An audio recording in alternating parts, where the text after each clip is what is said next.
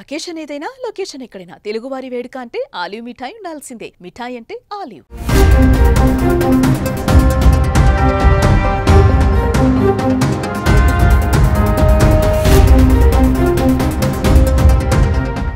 కర్ణాటక కాంగ్రెస్లో సీఎం కుర్చీ కోసం ఫైటింగ్ స్టార్ట్ అయింది.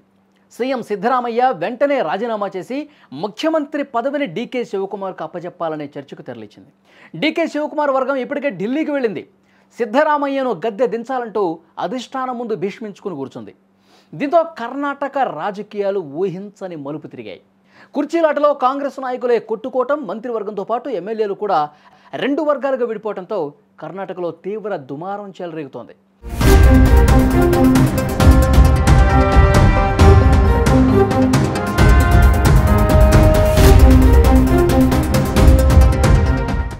రెండు 2023లో జరిగిన అసెంబ్లీ ఎన్నికల్లో కాంగ్రెస్ ఘన విజయం సాధించిన తర్వాత ఈ వివాదానికి బీజం పడింది.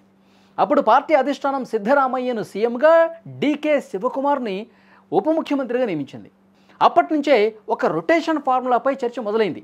అంటే ప్రతి 2.5 సంవత్సరాలకు ముఖ్యమంత్రి పదవిని ఇద్దరి మధ్య మార్చాలనే ఒప్పందం జరిగింది అనేది చర్చ. అయితే అధికారికంగా ఈ ఒప్పందాన్ని ప్రజల ముందు ప్రకటించడానికి కాంగ్రెస్ అధిష్టానం అంగీకరించలేదు. ఇప్పుడు కాంగ్రెస్ ప్రభుత్వం ఏర్పడి సరిగ్గా 2.5 సంవత్సరాలు పూర్తి కావడంతో శివకుమార్ వర్గం మేల్కొంది. శివకుమార్ మద్దతుదారులుగా ఉన్న పలువురు ఎమ్మెల్యేలు, మంత్రులు హఠాత్తుగా ఢిల్లీకి పయనమయ్యారు. పార్టీ హైకమాండ్ను కలిసి ఆనాటి రొటేషన్ ఒప్పందం ఏదైతే ఉందో దాన్ని అమలు చేయాలి వెంటనే అని వాళ్ళు డిమాండ్ చేశారు. మంత్రులు ఎన్ చలువరాయస్వామి, ఎమ్మెల్యేలు ఇక్బాల్ హుసేన్, హెచ్సి బాలకృష్ణ, ఎస్ఆర్ శ్రీనివాస్ వంటి వాళ్ళు ఢిల్లీలో మకాం వేశారు.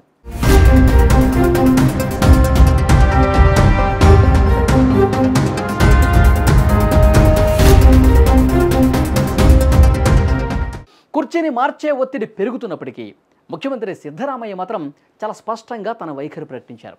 నేను నా 5 ఏళ్ల పూర్తి పదవీ కాలాన్ని పూర్తి చేసుకుంటా అని ఆయన తేల్చి చెప్పేశారు. వచ్చే ఏడాది తన 17వ బడ్జెట్ను తానే ప్రవేశపెడతానని కూడా చాలా బలంగా చెప్తా ఉన్నారు. తాను ఎప్పుడూ కాంగ్రెస్ హైకమాండ్ ఆదేశాలకు కట్టుబడి ఉన్నానని చెప్పారు. మరోవైపు శివకుమార్ మద్దతుదారులు మాత్రం దూకుడుగా వ్యవహరిస్తూ ఉన్నారు.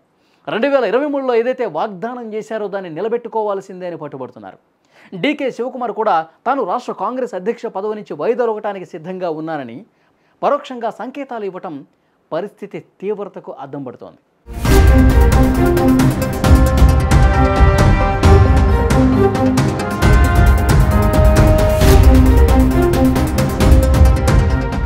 కాంగ్రెస్ జనరల్ సెక్రటరీ రణదీప్ సుర్జేవాలా ఇప్పటికే 2 వర్గాల నేతలను కలుసుకుని చర్చలు జరిపారు. కాంగ్రెస్ ఎమ్మెల్యేలు స్వయంగా ఢిల్లీకి వచ్చి నాయకత్వ మార్పు కోసం డిమాండ్ చేయడం పార్టీ హైకమాండ్కి మింగుడు పట్టడం లేదు. బీజేపీ అలాగే మీడియా కూడా కాంగ్రెస్ ప్రభుత్వాన్ని అస్థిరపరచాలని చూస్తున్నాయని చెబుతూనే సొంత ఎమ్మెల్యేలు ఇలా వ్యవహరించడం విచిత్రమని అధిష్టానం భావిస్తోంది. కర్ణాటక కాంగ్రెస్లోని ఈ అంతర్గత రాజకీయాలు ఎప్పుడు కొలిక్కొస్తాయి? సిద్ధరామయ్య 5 ఏళ్లు కొనసాగుతారా, లేక డీకే శివకుమార్కి ఏమన్నా అవకాశం ఇస్తారా? ఈ చర్చ ప్రజల్లో కూడా ఉత్కంఠను పెంచుతోంది. అక్కడ ఈ సమస్యకు పరిష్కారం మీద కాంగ్రెస్ అధిష్టానం ఒక కీలక నిర్ణయం 2 రోజుల్లోనే తీసుకునే అవకాశం ఉందని సమాచారం.